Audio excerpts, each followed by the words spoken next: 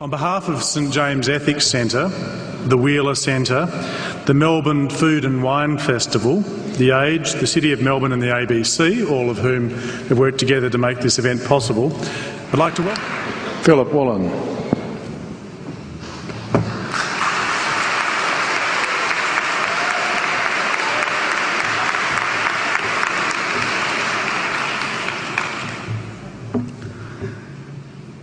King Lear, late at night on the cliffs, asks the blind Earl of Gloucester, "How do you see the world?" And the blind man Gloucester replies, "I see it feelingly. And shouldn't we all?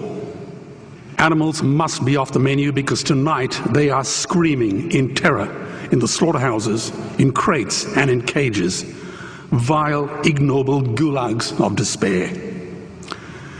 You see, I heard the screams of my dying father as his body was ravaged by the cancer that killed him.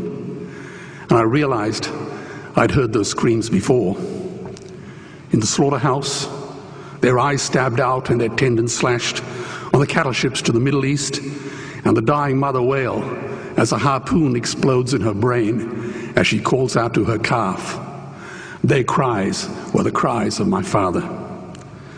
And I discovered that when we suffer as equals. And in their capacity to suffer, a dog is a pig, is a bear, is a boy. Meat today is the new asbestos, more murderous than tobacco. CO2, methane and nitrous oxide from the livestock industry are killing our oceans with acidic, hypoxic dead zones.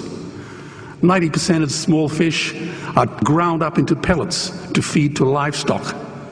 Vegetarian cows today are the world's largest ocean predators.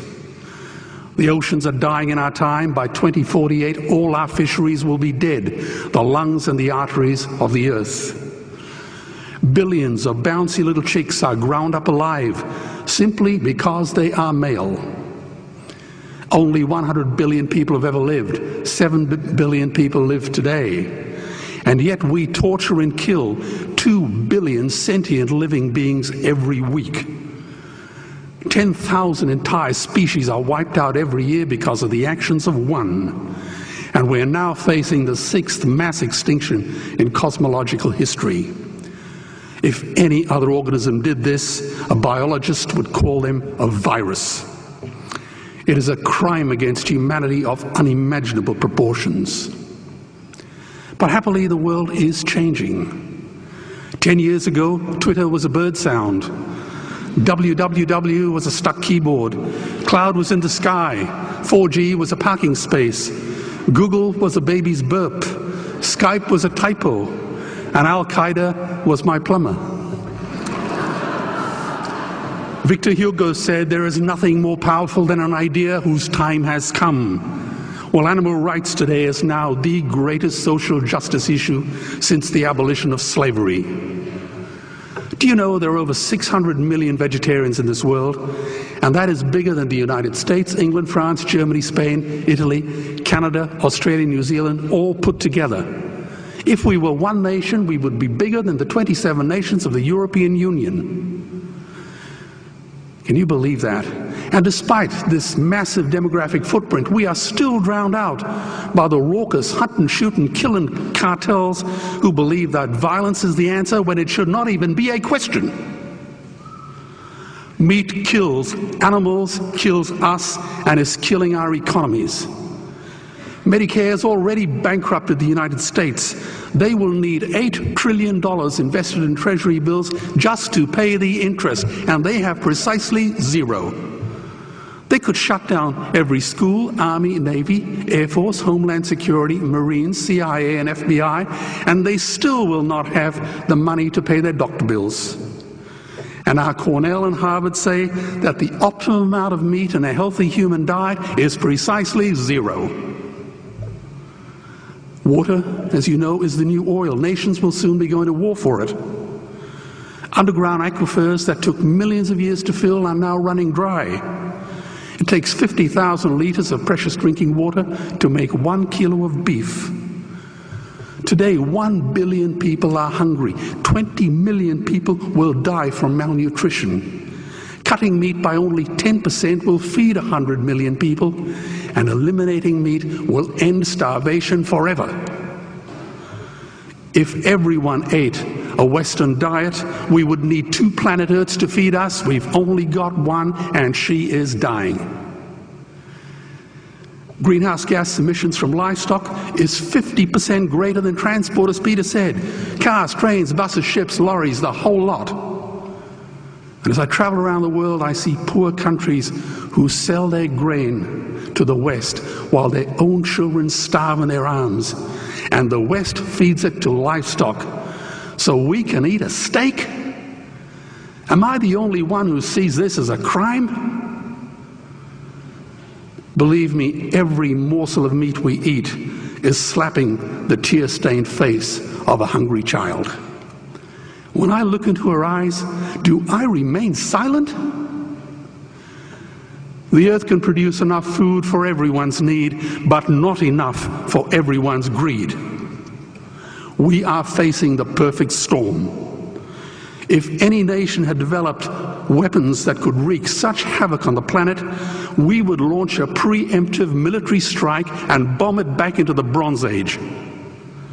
But it's not a rogue state, it's an industry. The good news is we don't have to bomb it. We can just stop buying it. Sir George Bush was wrong. The axis of evil does not run through Iraq, Iran, or North Korea. It runs through our dining tables. Weapons of mass destruction are our knives and forks. Our proposition is the Swiss Army knife of the future. It solves our environmental, water, human health problems and ends cruelty forever. The Stone Age didn't end because we ran out of stones. This cruel, disgusting industry will end because we run out of excuses. Meat is like the 1 and 2 cent coins. It costs more to make than it's worth. And I come from the bush. Farmers are the ones with the most to gain. Farming won't end, it would boom. Only the product line will change. Farmers would make so much money they won't even bother counting it, and I'd be the first to applaud them. Governments would love us. New industries would emerge and flourish. Health insurance premiums would plummet. Hospital waiting lists would disappear. Hell, we'd be so healthy, we'd have to shoot someone just to start a cemetery. So tonight I have 2 challenges for the opposition. 2 challenges. Meat causes a wide range of cancers and heart disease. Would they name one disease caused by a vegetarian diet? And 2, I'm funding the Earthlings trilogy.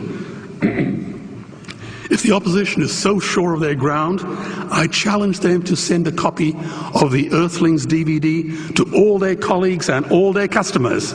Go on, I dare you.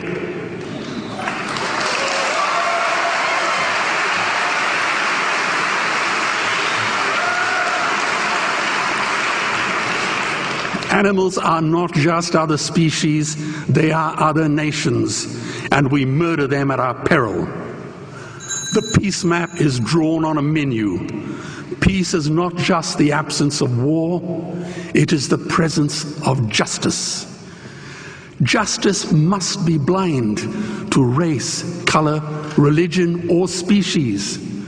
If she's not blind, she will be a weapon of terror. And tonight, there is unimaginable terror in those ghastly Guantanamos we call factory farms or slaughterhouses. Believe me, if slaughterhouses had glass walls, we wouldn't be having this debate tonight. You see, I believe another world is possible. And on a quiet night, I can hear her breathing. Let's get animals off the menu and out of these torture chambers. Please vote tonight for those who have no voice. Thank you.